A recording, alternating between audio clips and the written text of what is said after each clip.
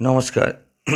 আজকের চায়ের আড্ডায় বিষয়বস্তু হচ্ছে রবীন্দ্রনাথকে নিয়ে। রবীন্দ্রনাথের বিশ্বসেরা একটা গ্রন্থ মানব ধর্মকে নিয়ে। তো এই মানব ধর্ম ভারত আর বিশ্বের বর্তমান সমাজে কীরকম তার পরিস্থিতি বা অনুভূতি হচ্ছে বর্তমানে, সেটা নিয়ে আলোকপাত করছেন সাহিত্যিক ডক্টর মদনচন্দ্র করণ বিদ্যালঙ্কার। শুনে নেই তার কাছে সেই অমূল্য কথা। নমস্কার প্রিয় শ্রোতামণ্ডলী, বর্ষিয়ান সাংবাদিক অনুপ কুমার বর্ধন, কন্যা সমস্নেহধন্যা মৌসুমী বর্ধন এবং মঞ্চের সামনে থাকা মাননীয়গণ,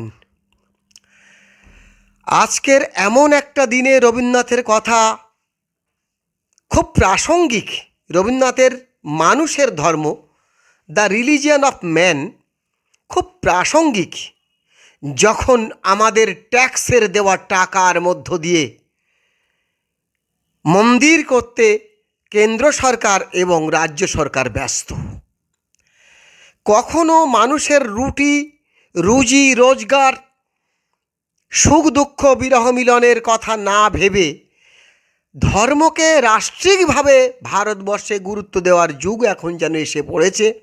সেই সময় ধর্ম কি, কেন তাকে প্রয়োজন, আর রবীন্দ্রনাথের মানব ধর্ম বা দ্য রিলিজিয়ন অফ ম্যান, এই দি রিলিজিয়ন অফ ম্যান গ্রন্থটা কেন আবার পাঠযোগ্য, কেন আবার আলোচনা সমালোচনা পর্যালোচনা যুক্তি তর্ক গপ্পের মধ্যে একটা লজিক্যাল ডিসকাশন আনা বোধহয় প্রয়োজন হয়ে পড়েছে। শ্রীমদ্ ভাগবত গীতাতে একটা সুন্দর লাইন আছে, তদ্বৃদ্ধি প্রণিপাতেন পরিপ্রশ্নেন সেবয়া। তাহলে you must be devoted, you must be logical and service to humanity.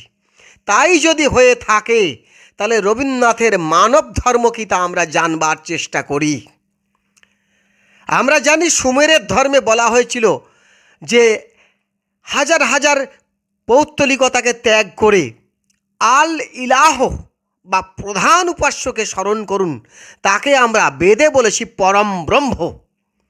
Rabindranath এখানেও কিন্তু সেই আল ইলাহ বা প্রধান উপাস্য, সেই অর্থে পরম ব্রহ্ম শব্দটা ঋগ্বেদের শব্দ পরম ব্রহ্ম, তার সমতুল শব্দ ইলাহ, সুমেরীয় শব্দ ইলাহ, যেটা মধ্যপ্রাচ্যে পরবর্তীকালে হজরত মোহাম্মদ সাল্লাল্লাহু আলাইহি সাল্লাম ইসলাম ধর্মে আল্লাহ এনেছেন।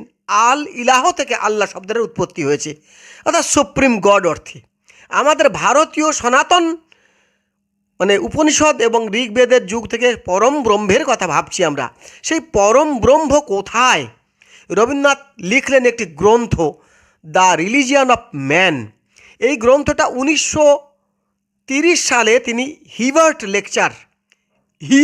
লেকচার অক্সফোর্ড বিশ্ববিদ্যালয়ে দিয়েছিলেন। সেই উদ্দেশ্যে লেখা হয়েছিল। 1900 সাল থেকে তিনি লিখতে শুরু করেছিলেন অল্প অল্প করে করে, আর ঠিক 1930 সালে অল্প সময়ের মধ্যে তিনি সবটাকে একসঙ্গে জুড়ে ফেললেন।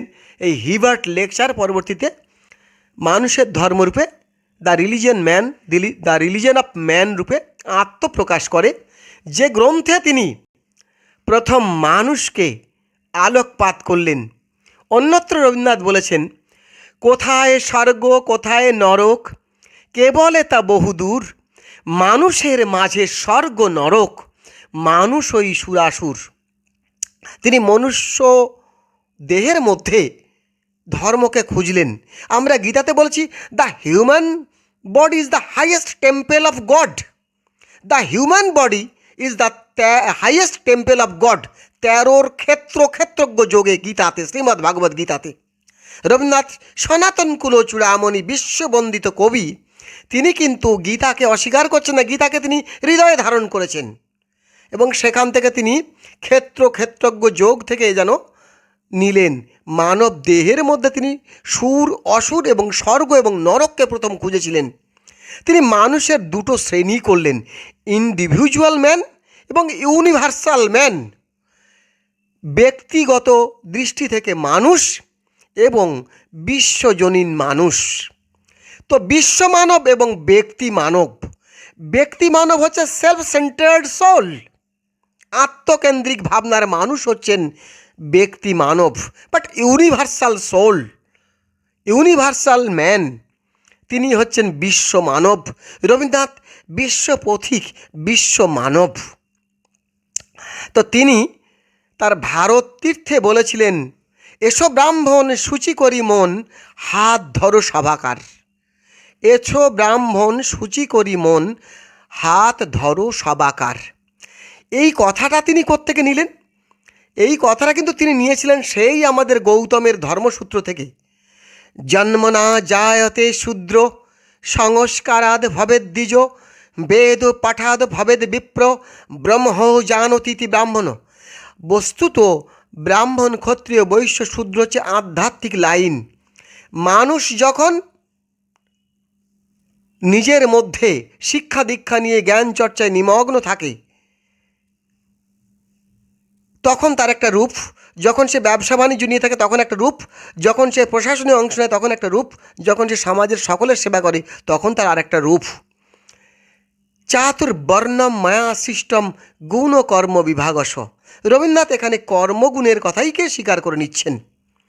তো সেখানে কর্মকে বিশ্ব মানব স্বীকার করছেন, যা গীতাতে বলা হয়েছিল যে লোকহস্মিন দ্বিবিধা নিষ্ঠা পুরা প্রাক্তা মায়ানঘ জ্ঞান যোগ সাংখ্যনং কর্মযোগ যোগিনং। তো এখানেও বিশ্ব মানব যিনি হচ্ছেন তিনি কিন্তু কর্মযোগী এবং জ্ঞানযোগী উভয়ের মেলবন্ধন করছেন।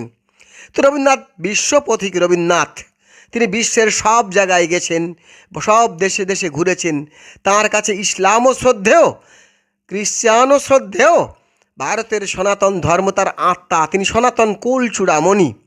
কাউকে না ঘৃণা করে তিনি মানুষের অন্তঃকরণের মধ্যে পবিত্র জিনিসগুলিকে বিকশিত করবার জন্য স্বপ্ন দেখেছিলেন। যে স্বপ্ন তাঁর এই দ্য রিলিজিয়ান অফ ম্যান গ্রন্থের মধ্যে লিখিত হয়েছে। প্রথম বিশ্বযুদ্ধ যে মানবতার লঙ্ঘন করেছিল, মানুষে হিংসা হানাহানিতে অসংখ্য মানুষের রক্তে লাল হয়েছিল বিশ্ব ধরিত্রী মা, সেইটাতে তিনি সেখান থেকে মানুষের হিংসা এবং হানাহানি মুক্ত বিশ্বের স্বপ্ন দেখেছিলেন।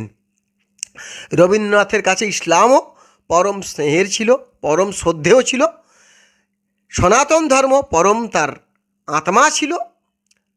বিশ্ব ধর্মের মাঝখানে তিনি একটা নিবিড় মেলবন্ধন খুঁজছিলেন, সেই মানুষের মধ্যে সত্য ধর্মের অনুসন্ধান। Beauty is truth, truth beauty, সত্য সুন্দর এবং মঙ্গল, এই তিন জায়গার মধ্যে তিনি সাহিত্যের ভাবনা নিয়েছিলেন। মানুষের মধ্যেও তিনি এই একই ভাবনা খুঁজছিলেন। তিনি তো তার কবিতায় বলেছেন, অন্তর মম বিকশিত করো, অন্তরতর হে, নির্মল করো, উজ্জ্বল করো, সুন্দর করো হে। এই যে মানুষের তিনি সুন্দরের কথা বলেছেন। আচ্ছা, এই সুন্দরের যদি সাধনা করি, আমি একজন ইসলামের দিকে তাকিয়ে বলছি, ইসলামের প্রফেট হজরত মোহাম্মদ বলছেন, মানুষের একখানি জাত আশরাফুল মকলুকাত, মানুষ আল্লাহর সেরা সৃষ্টি। রবীন্দ্রনাথও বলছেন, পরম ব্রহ্ম বিধাতার সর্বশ্রেষ্ঠ সৃষ্টি মানুষ, মনুষ্যত্বের মধ্যেই মানব ধর্ম নিহিত আছে। তাহলে বিশ্ব মানুষের যে কল্পনাটা, আজকের আমি বলছি যে ভারতবর্ষে দুই বিবাদমান শক্তি সনাতন এবং তার পাশে ইসলাম। আমি তুলনা করছি এজন্যেই কারণ দুটো ভালো দিকের সন্ধান পেয়েছি। রবীন্দ্রনাথ নিজেকে বিশ্ব মানবের কথা বলছেন, ইসলাম বলছে ইন্নামাল মুমিনুনা ইখওয়াতুন, হে বিশ্ববাসী তোমরা পরস্পরের ভাই ভাই। রবীন্দ্রনাথ বসুধৈব কুটুম্বকম খুঁজতে গিয়ে বলছেন, এসো ব্রাহ্মণ সূচি করি মন, হাত ধরো সবাকার। ব্রাহ্মণ ওয়াইসম্যান, জ্ঞানী মানুষ। ইসলাম এটাকে বলছেন আল উলেমাও রাসুলাত আম্বিয়া, সকল গুণীজন আমার ওয়ারিস। তো রবীন্দ্রনাথের ওয়ারিস কে? ইউনিভার্সাল ম্যান, বিশ্ব পথিক, বিশ্ব মানব, সত্য, সুন্দর এবং মঙ্গলকে যিনি অনুসন্ধান করবেন, তিনি অসুর নয়, সুরের সন্ধান করছেন। এই সুর তিনি বারবার খুঁজেছেন, তার রাজা নাটকে খুঁজেছেন, তিনি তার মুক্তধারায় খুঁজেছেন, তিনি তার অনেক অনেক অনেক লেখাতে খুঁজেছেন, তিনি তার রাজর্ষির মধ্যে খুঁজেছেন, তিনি তার বউ ঠাকুরুনির হাটে খুঁজেছেন, তিনি তার গোড়াতে খুঁজেছিলেন। সব জায়গায় রবীন্দ্রনাথ সত্য, সুন্দর এবং মঙ্গলের মধ্যে দ্য ভেহিকেলস অফ আইডিয়া, তিনি বিশ্ব মানবের মাঝখানে ইউনিভার্সাল ম্যানের অনুসন্ধান করেছেন। যে ইউনিভার্সাল ম্যানে হজরত মুহাম্মদ তার কোরআনে বলছেন, তিনি বিশ্ব জুড়ে একটা মানব জাতিকে কল্পনা করছেন। তো র্যাশনাল অ্যানিম্যাল, হোমো সেপিয়েন্স, কাণ্ডজ্ঞানওয়ালা জীব, মানুষকে তিনি ইউনিভার্সাল ম্যান রূপে চিহ্নিত করতে চেয়েছেন। তার দৃষ্টিতে Hinduism is a way of life, but religion is the religion of man. বন্ধুরা, আপনাদেরকে অশেষ ধন্যবাদ। আপনারা পরে বলবেন, আমি শুনবো।